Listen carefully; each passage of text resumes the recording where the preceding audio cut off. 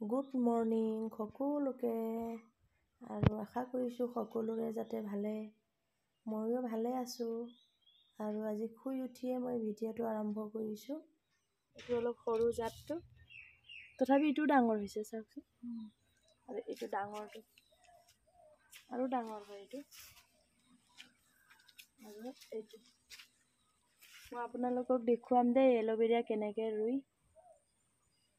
দেখিছেনে এইটো হালি গৈছেগৈ আৰু এইটো মানে ইয়াত মাটিটো আৰু সোমোৱাব লাগিব। মই এতিয়া সৰুটোকে কাটিম। দেখিছে ইয়াত জংঘল হৈ গৈছে চফা নকৰা, এনেকৈ কাটিব লাহে লাহে।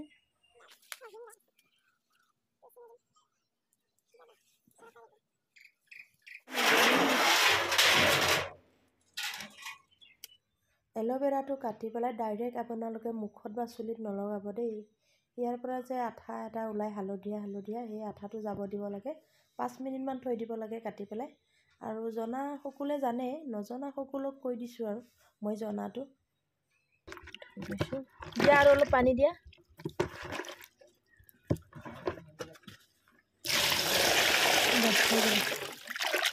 ইয়াতে মই চব ধুম আৰু এতিয়া চিনি পাব নাই বগা বগা যে ফুল ফুলে এইটো হয় ফুল। হেৰিটো ফুলটো এনেকৈ ফুলে, সেইটোও মূৰত দিলে বহুত ভাল হয়। আৰু এল'ভেৰাটো মই এনেকৈ কাটি ল'লোঁ আৰু এইটো কি জলকীয়াহে আহিছে। এইটো আলুটোও কাটি লৈছোঁ এনেকৈ পাতলাকৈ আৰু পিঁয়াজটো যেনেকৈ হ'লেও কাটি ল'লেই হ'ল আৰু চব্জিত দিয়া নিচিনাকৈ কাটি লৈ ইয়াতে চব গোটেইখিনি আৰু নৰসিংহ পাত দিছোঁ। এয়া ধুই ল'ব এনেকৈ ধুনীয়াকৈ, ধূলি বালি নথ'ব, এনেকৈ ধুই ল'ব আৰু দীঘলে দীঘলে নিদিব, এইবোৰ মিক্সি হেৰিটো বেয়া হৈ যাব ন। তাৰপিছতে এইকেইটাও মই গোটেইখিনিকে দি ল'ম, এতিয়া পিচি ল'ম। তাৰপিছত এতিয়া মই ধুনীয়াকৈ পিচি মেলি লৈ চুলিখিনিও ধুনীয়াকৈ আঁচুৰি লৈছোঁ। আঁচুৰি মেলি লৈ এতিয়া সানিম মই, আৰু মই কেনেকৈ সানিম আপোনালোকে চাই ল'ব। তেনেকৈ ধুনীয়াকৈ সানিব, মানে গুৰিত ভালকৈ লাগিব লাগে, গুৰিৰ পৰা আগলৈকে ধুনীয়াকৈ লাগিব লাগে, যেনেকৈয়ে নাসানক মানে। তাৰপিছতে আৰু মোৰ চুলি ইমান সৰে মানে ক'ব নালাগে আৰু 12 মাহে চুলি সৰে। দিন তাৰিখ নাথাকে। কিছুমানৰ বৰষুণ বেছি, মানে বৰষুণত তিতিলে সৰে, বা কিছুমানে ঘামি থাকিলে সৰে। কিন্তু মোৰ সেইটো নহয়, মোৰ একদম 24 টাইমে চুলি সৰিব, 12 মাহে চুলি সৰে মানে। তাৰপিছত উপায় নাই, মই লাষ্টত গৈ পেলাই স্কিন ডক্টৰক দেখুৱালোগৈ মোৰ চুলি ইমান সৰিছে বুলি। তাৰপিছতে বহুত চেম্পু দিছে আৰু দিলে তেল দিছে, ইমান মানে দামী দামী বস্তু দিছে, কিন্তু মোৰ একো কামত নাহিলে, অকণমানো মোৰ মানে কামত নাহিলে। লাষ্টত মই ভাবিলোঁ ইমান টকা পইচা খৰচ কৰিও যদি চুলিকেইডাল মোৰ নহয়, ভাল নহয়, তেতিয়াহ'লেনো মই কি কৰিবলৈ এইবোৰ কৰি আছোঁ।